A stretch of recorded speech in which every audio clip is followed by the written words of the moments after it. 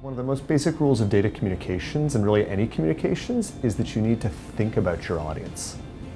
And the most exciting and the most satisfying work that I do with students is often when they come into my office and they have something that they want to persuade someone of.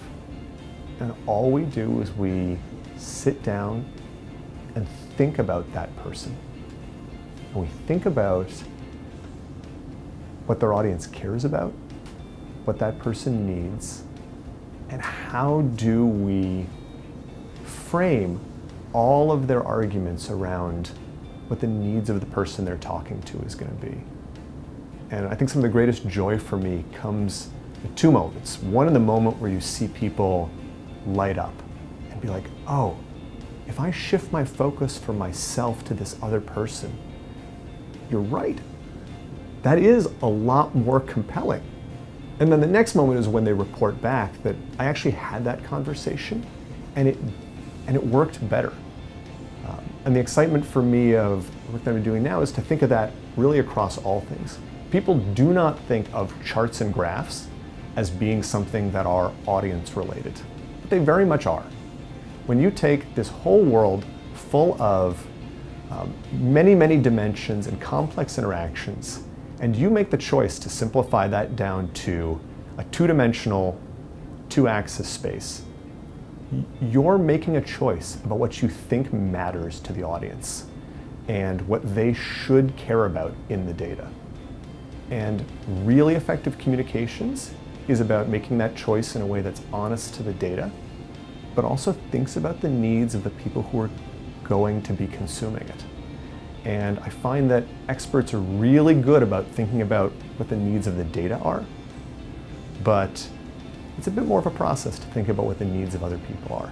But when those two things come together, it's just this magical moment of getting to watch other people go, oh, I get it. And then getting to see them make different decisions because of something they understand that they didn't understand before. So an example of this was a student came into my office and she wanted to make a presentation to an apparel company about onshoring. And we took no more than 5 minutes. And we picked a specific company and we did a quick LinkedIn search for who the head of global sourcing was at that company. And on his bio, we saw that this was someone who had worked his entire career in Asia, in Asian sourcing for apparel manufactured in Asia. And I watched her just completely 180 an argument around from what was essentially, I think, probably more of a moral argument around why this was a good idea, to really, when she saw the humanity of this person, to what are the things that he was likely to care about because of his specific and individual background, and really tailored a different presentation based on that. She actually got an internship at that company over the summer and got to make a version of that same presentation to the person that we had found on LinkedIn that day.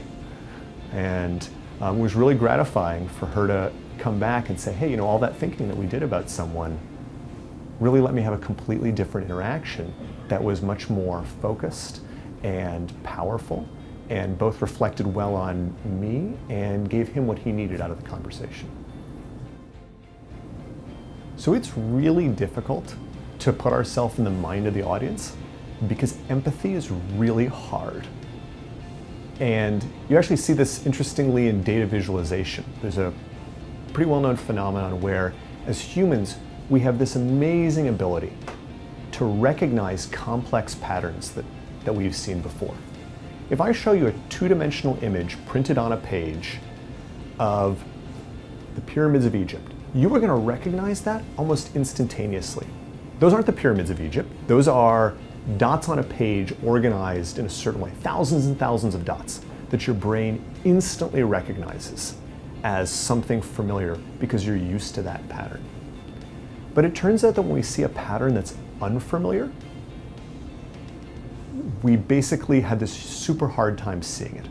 And it takes us much, much longer to process that data.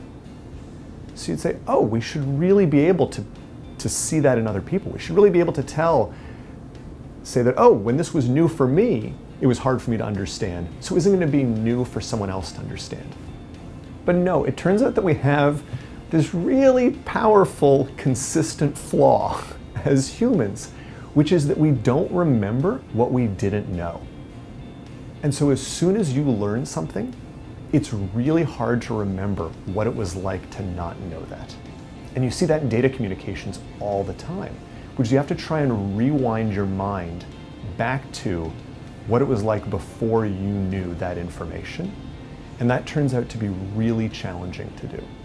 And flipping your mindset towards what this is going to look like to someone who's never seen this pattern before is not a natural thing to do. It's actually something that takes training. And too many people think they're done right when you hit the end of the analysis. But you're not. There's actually a lot more work to do after that if you want that analysis to change anyone else's behavior.